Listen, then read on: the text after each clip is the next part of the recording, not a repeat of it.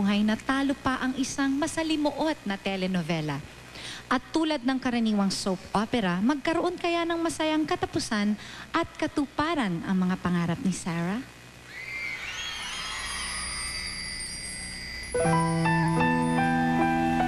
Ang mag-treasure ko lang po dito, yung gumawa kami ng sarili naming MTV kasi first time ko po kasing gumawa ng sarili ko po. Yung magbabanding po sa mga grand finals, sa mga grand finalists, makasama yung mga pop stars. Minsan po, di ba, masaya kami pag pumunta kami sa Star City, ganun po, nagbabanding. Pero minsan po, nalalaki po yung mga kapatid ko doon, di ba, ako dito, kumakain ng mga masasarap na pagkain. Ganun po, tapos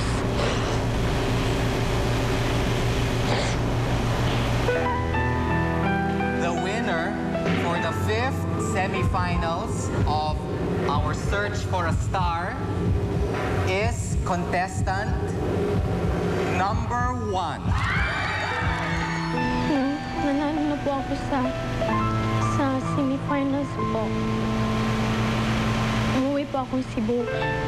Tapos, nagkakantahan po kami sa bahay. Tapos, nagalit po yung papa ko po. Sinipa niyo po ako.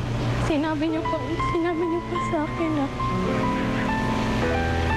hindi daw siya nawiwili kung nakatulong ako sa kanya.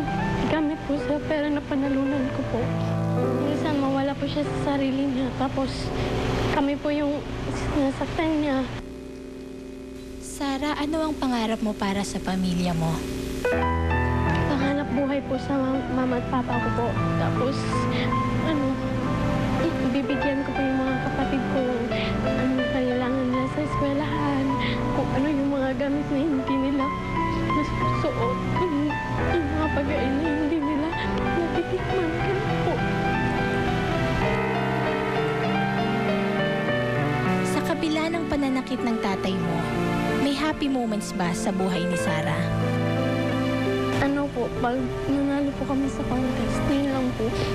Kasi pag nanalo kami, masaya siya dahil may pambayad siya bukas ng utang namin. Yun lang po.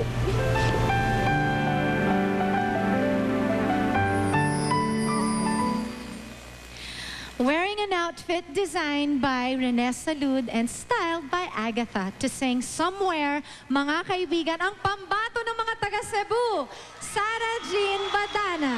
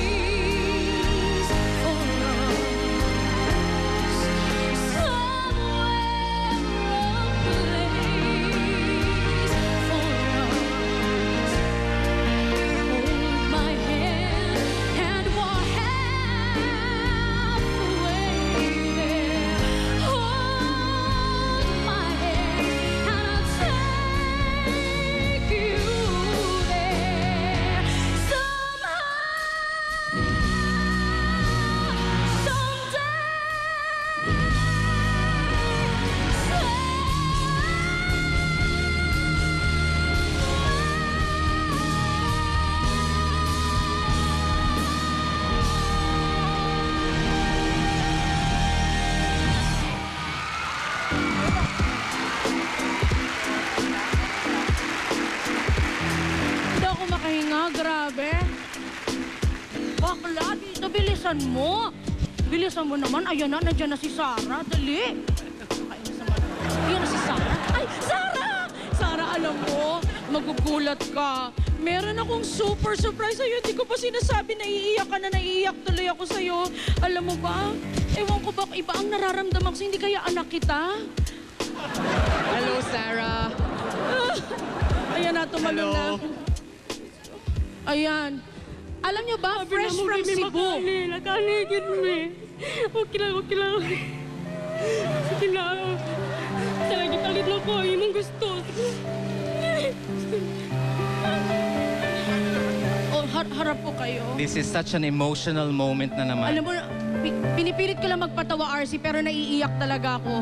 Kasi kung alam nyo lang ang Oo. pinaghirapan ni Sarah Kung para alam niyo makarating lang po dito, ang pinagdaanan po ni Sarah. para lang makarating dito sa Manila. Ang hirap bumiyahe galing sa Cebu, Mag-isa. Oo nga. Oo, para Alam lang mo, habang mag-audition. nagsasalita kanina si Ma'am, nagsasalita siya ng Cebuano, natatouch talaga ako. Kahit hindi ko naiintindihan kung anong sinasabi niya.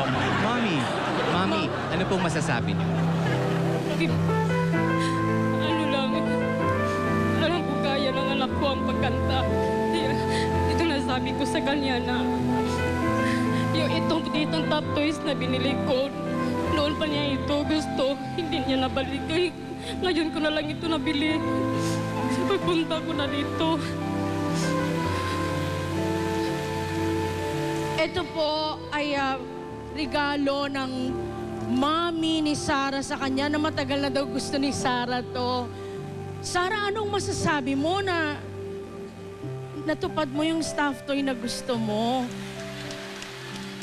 Masaya po ako kasi una pong nakapagpasaya po sa akin na nakapunta po yung mama ko dito. Yun lang. At kasama ang tita niya. Tita, favorite niya kasi si Sarah. What do you say? I'm very proud of you, Sarah. We love you. Ayan, kayo po. Okay. Ito Please vote for Sarah para manalo po siya. The details are on screen.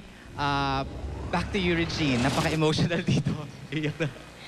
I am very proud of you, Sarah. And I hope that after this contest, your father will be too. Kung meron daw isang magandang bagay na